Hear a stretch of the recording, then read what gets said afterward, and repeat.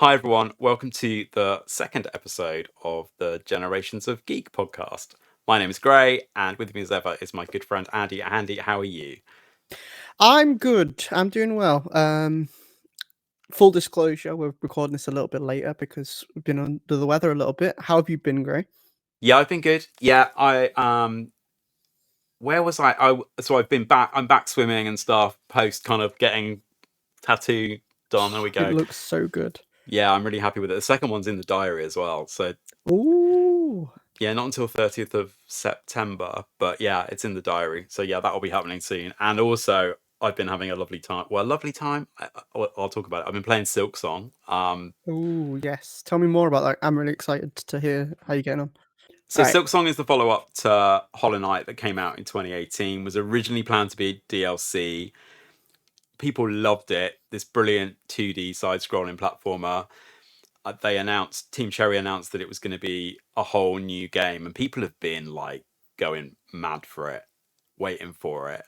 The original game sold like 15 million copies, which is just nuts for a little indie game that was made by like two people in a tiny little office in Adelaide in Australia.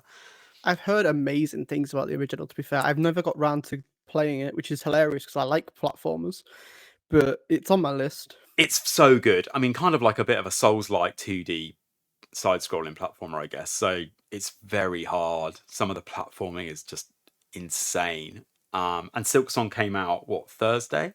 Yep. And I've been playing nothing but Silksong since it came out. Um, it's You play as a different character. So you play as Hornet, who was one of the boss fights in the original game. So she moves differently. She's got a massive jump, which the little bug didn't in the original game. The Hollow Knight didn't in the original game. But she's been stripped of some of her powers, so she can't fly, for example. And like a classic Metroidvania, you slowly get new skills that make movement easier and progression easier. I'm like, today's a really good example. I stream myself banging my head against a boss fight for like, I think about, so the whole 3 hours of this morning's stream was me failing at it again and again and again. I went and watched like a little guide video, and I beat it like third or fourth try this afternoon, I think. Nicely done. Yeah. So that video's gone up on my YouTube channel this afternoon. But it is brilliant. It looks incredible. The movement's incredibly fluid. It's such a great game. I've loved it so far. So, just a question, obviously, because I'm not familiar with the story of Hollow Knight and the way it looks, the way it's kind of plays through. I know the art is gorgeous, but is Yeah. this game? So, is this set after the original Hollow Knight? So it doesn't seem. I mean, I'm not like a massive Hollow Knight lore junkie by any stretch of the imagination. It feels like it's probably set afterwards, I think. But because I think there's been a reference to the Hollow Knight from one of the characters that you interact with. Okay. It is different. Like, so Hollow Knight was like a silent protagonist in the original game, whereas Hornet's got a voice. She speaks. The text stuff, you see stuff that Hornet is saying to some of the other characters in the game, so it does feel really different in that respect. But gameplay wise, it's very similar. Some of the platforming is just nuts and incredibly frustrating when you're trying to bounce off of a tiny little flower. And Hornet at this stage, I think you unlock the ability to do like a downward jab, but you bounce off these flowers by doing a sideways jab. So you have to get your angles Ah, like okay. spot on. And one of the boss that I was fighting this morning, the path to get to the boss from the save point involved having to do one of these bouncy jumps, and if you got it wrong, you just crashed into these spikes and died. So yeah, it's designed to make you feel terrible about yourself. Yeah. But it's incredible. But it's so fun. To be fair, now you've said that, I really want to see you play something like Shovel Knight. Yeah, I Where tried it's Shovel like, Knight, I think, a long time ago. I'd love to see you play one of those rage games. Yeah, I mean, I was getting triggered playing Hollow Knight today to the point. Well, so to record, I've like been turning my camera off. I might end up muting myself because I'm just sat there swearing on stream. Yeah, That it's could be not really been funny pretty. though. It's not been pretty, but it has been really good fun. It's such a great game. Yeah, I've loved it so far. Um, so since we last spoke, you got a Switch too. I did, thanks to you actually, when you visited. Oh yeah, I brought it I with had a me, didn't I? little I had a little play on Gray's Switch 2, and because I was on the fence before, I've got an OLED. Um, I I was a big fan of the Switch despite its hardware faults, but I was on the fence about getting a Switch 2, and then I played on Gray's Switch 2 when he brought it around, and it was so good. Like the performance is so much better than I kind of expected. Even just playing Mario Kart with you, and I've also been revisiting some old games, and it's for example, right now I'm playing Fire Emblem Engage, um, and it's kind of looking. There's not much difference, but everything just feels a little bit smoother, and That frame rate. it's It's the so frame rate, nice. Andy. And it's more the load time. Yeah, Everything loads so yeah, much it quicker, and does. it's It so does. nice. Yeah. So I blame you for this. Yeah, it probably is my fault. Yeah, I haven't played much on my Switch 2 apart from Mario Kart and then loads and loads of Breath of the Wild, which we talked about last time around. Have you I tried Breath s- of the Wild yet? yes, but I've not got any further than when we spoke last. I've essentially, for the listeners, I've restarted on. I started a new save, realized how many annoying things I had to do, reloaded my old save, and now I've forgotten what I was doing. So I've been revisiting old shrines and Yeah. to try and like relearn the game. And it's like you mentioned in your video, it's night and day. The difference is night and day. It's a completely different game. Yeah. Like it feels so fluid now on Switch 2. Which I mean, duh, there's new hardware. But the Switch 2 upgrades and stuff they've given to the older games, it's phenomenal. So I've progressed loads on Breath of the Wild. I've got all 4 divine beasts done. And I'm now just going around finding all the shrines. That's my plan. The thing I think the Switch 2's done is made the game easier. Like that I did the final divine beast, which is the one like down in the bottom left hand corner of the map, the southwest, the desert area, and I can remember really struggling with that on the Wii U back in the day, like almost giving up on the game, and I did it like first go on the Switch 2, and I did kind of I knew what to do, but yeah, it definitely felt because it was smoother and you could see what was going on better. It made the game easier. What else have Yeah. you tried the Pokemon game on it? How's that running? Yes, the Pokemon is it's completely different. It's so smooth. Like I don't know 100%, but like 60 FPS, I think. Yeah, It's um the rendering distance is so much higher. Some of the old issues that the Switch One had with like low frame rates are fixed. Infamously, there's a windmill in the distance at one point that kind of moves like a PowerPoint on Switch One, and now that completely spins completely fine. It's great. I've been playing that a lot to kind of catch up on some stuff from DLC, so catching some Pokemon I didn't have. nice. That's been really fun. Question then: if you're playing out of Breath of the Wild, are you going to be getting Tears of the Kingdom?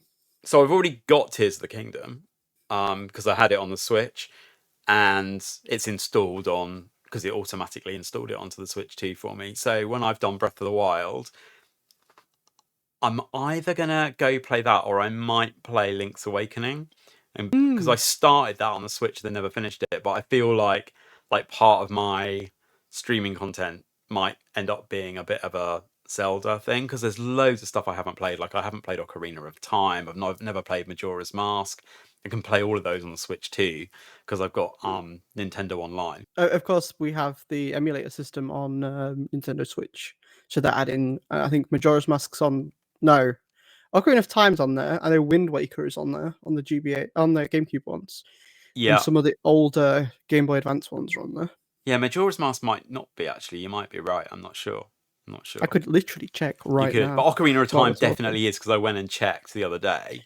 Um, so yeah, I might give that a go at some time. But yeah, Link's Awakening, I think before I go and play Tears of the Kingdom, because I when did Tears of the Kingdom come out? Like last year, and I think it was the last year. I played a big chunk of it, but I feel like I want to start it again because I can't remember where I'd got up to. So yeah, after I've done Breath of the Wild. Yeah, I'm a big fan of Majora's Mask, but ironically, as much as I love Zelda, I've never really finished one of them. The only one I played like a lot of was Twilight Princess on the Wii, Yeah, and I that's another one. I've played. not played that. I've never played that. That's a great game, and I played a lot of Majora's Mask, which, funnily enough, there it is. Majora's So it's Mask is on there. there. I played a lot of it, but I never kind of finished it. I think I got 3/4 of the way through. Great game though, absolute great game. So we played a bit of Mario Kart World together the other day, didn't we? Yes. Which was really fun, but we were having to race against AI, like bots, weren't we? Yeah, so the system, if anyone that's not got a Switch or doesn't play online much, the way that Mario Kart World's multiplayer works is you can't invite a friend and then go into normal multiplayer against other players. I know you can if you do it locally. So if you were here, we could do it. But I know that the only workaround really is one of you has to join, and then if there's a space, the other one joins off a friends list. Yeah. But we couldn't get that to work, so we were playing against computer. Yeah, it was just a little bit frustrating. It would have been nice to have both been able to go into like, particularly those big online kind of 24 people, the bottom four drop out, right? Because it would have The been cool. So knockout like, if one of us races. got dropped out, we could literally go, right, I'm going to watch you finish see if you can win the race, kind of thing. That would have been cool. Yeah, especially considering we played the Grand Prix with AI, and my teammates were all terrible. Every single round, we're the bottom of the. It was I funny. wish that we'd recorded it because, without a doubt, they were all at the bottom of the They chart were. for every single race. So regardless of how well I did, we lost anyway. I do have, and I can stitch it in, that little clip of me. Oh, your villain arc. Yeah, my villain arc just taking you out right on the line. Yeah, I'll You stitch that in stupid. here. Oh, grrr. So we should take a little break and then we come back and I can actually talk about finishing some video games. Welcome back, everybody. So I finished 2 video games, Andy, which is almost unheard of. What? Alert, listeners. I'm sorry. We're going to have to cancel the podcast. I think Gray has been kidnapped.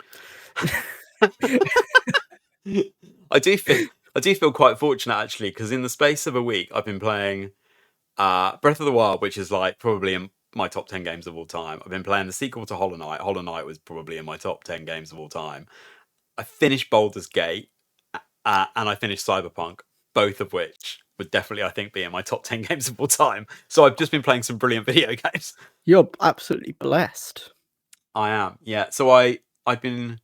It's 2 years since Baldur's Gate released. I think we've just gone past that anniversary, and I hadn't finished my first playthrough, and I was like determined when I had this time off to stream myself finishing my Baldur's Gate run, and I didn't have very much to do. I literally finished that like one day on stream, so I had the dragon in Baldur's Gate to kill, and then it was just basically the run till the end of the game, like the final few chapters.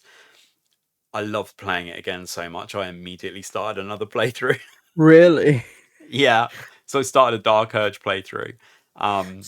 So, obviously, because I've not played much Baldur's Gate, I've got Baldur's Gate now to play, thanks to our friend Evie. Yeah. What is a Dark Urge playthrough? So Dark Urge is where you basically still kind of create your own character. So you choose what class you're going to play, what race you are, all that stuff. But your character has this urge to be evil. Oh, okay. And you can either go with it and do evil stuff, or you can try and suppress it if you want. But every so often, your character will just suddenly, you'll have an option to say something like, oh, I've got the urge to kill people, like that kind of, or a character will die that you in a fight, and your character will say something like, "Oh, I love the smell of blood," like that kind Oh of. my god. Yeah, So, is this something you unlock after you've done no, completed one run? Like, is it no, like a system, like something you select, or you select it at the start of a playthrough. okay? So yeah, so I thought I'd give that a go because I thought that might be fun. But yeah, I finished Baldur's Gate. Absolutely loved it. It's like really cool. That third act is still a little bit of a mess, I think, compared to what the rest of the game is like. But Yeah. I'm really glad I've seen it all the way through. And then I also finished Cyberpunk. Oh, okay. I've played some Cyberpunk. I've not played the DLC, so no spoilers. But I love that game. I love it so much, and I mean, it was infamous for how buggy it was on Yeah, the had a current hardware at terrible the launch. time. Yeah, and it's similar to another game, No Man's Sky, where it's kind of had a bit of a redemption story. I know Cyberpunk on modern hardware is really good. Like it looks beautiful. Both me and Gray have talked about this before, but like the visual difference now, and now that we've both got fairly like updated computers, it's incredible. Like puts everything else to shame with like kind of the immersion. It looks ridiculous on my I mean, my PC is not as good as yours, and it looks ridiculous. It's It's so incredible. beautiful. Um, so yeah, and I actually finished it twice. So I did the DLC ending, which gives the game a whole new ending, and then Okay. I was like, okay, I should actually do a little playthrough of the main storyline ending as well. And there's the DLC has multiple endings to it. The main game has multiple endings, so I've only seen two of those endings. But yeah, what a brilliant game Cyberpunk now that Yeah. it's all fixed and just works beautifully. Yeah, it's an incredible video game. Brilliant experience. Definitely gonna have to keep my eye out for what CD Projekt Red are doing next. I think the next thing we've got is Witcher 4, Witcher which 4 could be incredible. and Cyberpunk. That's getting a sequel. That'll be the game after that. That's the plan, Yes. I think. Who knows? Cyberpunk 2078. Yeah, I mean, I think it'll be. Well, I'm pretty sure it'll be a whole new character. And I think a different city. I think that's the plan. I'd Um, love to see that kind of game done in. I'd love one set in Japan. Like Cyberpunk Tokyo would be so cool, I that would be think. cool. That would be very cool. Yeah, yeah. So, talk to me about Vampire Survivors because you've been playing Uh that. yes. So Vampire Survivors has been a game that me and my partner always go back to a lot. We play it a lot to the point of I think we own it 4 times. We got it like on Switch, on PC, on PlayStation, Yeah. and I own it on mobile as well. And we've every Okay. time we've completed it almost to the date, 100% to what was out. So we've recently been playing it on the PlayStation again with the 2 latest DLCs, which at the time are three actually. So we've got the Castlevania one, OG Right. Castlevania. There was a Contra update for the old shoot 'em up game, Contra, and then they did a new one called Emerald Diorama, which is it's kind of a love letter to the JRPG series Saga. Okay. So it's a lot, and it's a lot of content, and the Emerald Diorama one's completely free. You don't have to pay for it. It's Okay. and it adds around like 10 or so characters for free and new maps and stuff. So I played it when it first came out. I think I only ever got to like the library is like the second That's map. the I second think. one. Yeah. Yeah, I think I only got to that, and I was playing. I can't remember what the character's called, but he uses garlic. Is that? Oh, yeah. Yeah, yeah, Poe. That's right. And I had loads of fun with it. So yeah, I played it when it first came out, and I really enjoyed it. But I yeah, I didn't stick with it. But there's a beta out at the minute for multiplayer. Is that right? Yes. So hopefully by time next episode comes out, we will have played around with it a We'll have little played bit. it. They've recently added a beta for. So Vampire Survivors has a local co-op. This is how me and my partner play. But they've added a beta recently that adds online multiplayer co-op. Okay. But what makes it so radically different is obviously in local you're restricted to the same screen, but this online one you're not. You can free roam, so you could go completely opposite directions to unlock things or like So and survive you're that way. working together. It's not like a competitive. No, completely co-op. Okay. But you're not restricted by the screen. So say we start a new map and there's two unlockables in completely opposite We can go directions. in. One can go from one can I go could for the go other. left, you could go right, and we could get them both at the same time. Granted, if you've played Vampire Survivors, you know that will make the game a lot harder because the multiplayer kind of restricts how many weapons you can have. I think for 2 players it is 4 each, maybe 3. No, 4 each. For 3 players, it's 3 per player, and then for 4 players, it's 2 Oh weapons per player. wow. Yeah.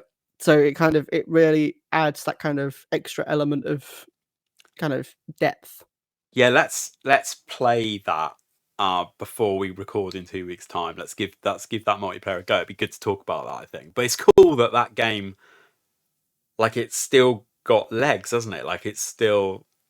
I mean, I'm imagining those developers, they must have made a fortune from Vampire Survivors. And if I remember correctly, at least from the original when it originally came out, it was only one guy that did it. Yeah. So it's been developed by one person originally. I know that some of the writing in it, the lore writing is fantastic, featuring some writers like Jim Sterling, if you know Jim Sterling. I do not know who that is. Jim Sterling was a content creator similar to Total Biscuit, Okay. one of the originals, and they did content doing kind of in-depth looks at new games that have come out Okay. and the kind of the state of the industry. So a lot of very thoughtful content and some great insights. Cool. Okay. I'll check them out. Yeah, it's great. I definitely recommend it. But yeah, Vampire Survivors it's weirdly both incredibly whimsical, but also very thorough. Like there's so much you can do in that game. Like even I was talking to you about it recently. There's an end game aspect of it called golden eggs that you use like money for when you've unlocked all the characters.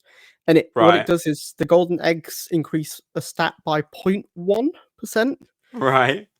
And I got a character called Sammy, so I made a build where you essentially just farm gold. And I've got 74,000 eggs on Sammy now. So to the point, it went from 30% might, which is total damage scaling, to 4,000%. Oh my So god. every time I load up the game now, it's just obliterate. It's so good. I can remember watching streamers playing it and like Twitch not being able to keep up with what was going on screen. It was just With the bit nuts. rate. It gets Yeah. like, even playing on the PlayStation 5 or the Switch 2, like it starts to get a bit laggy because of how Does much is it? going on. Yeah, there's certain weapons. There's like a build that I've done before where it's kind of like you stack the 4 most kind of performance impacting weapons, Yeah. and even the PlayStation 5 struggles. You get like 10 Okay. FPS. It's like a slideshow. It's crazy. Right. We should call it there. Yep, sounds good to me. Cool. Thanks, Andy. Thanks for listening, everybody, or watching on YouTube. We really appreciate it. And we'll be back in a fortnight's time. Yeah, with hopefully some Vampire Survivors. Yeah, we'll play some Vampire Survivors. We'll give the multiplayer a go. Cool. All right, everyone. Thanks for watching. Bye for now. Cheers.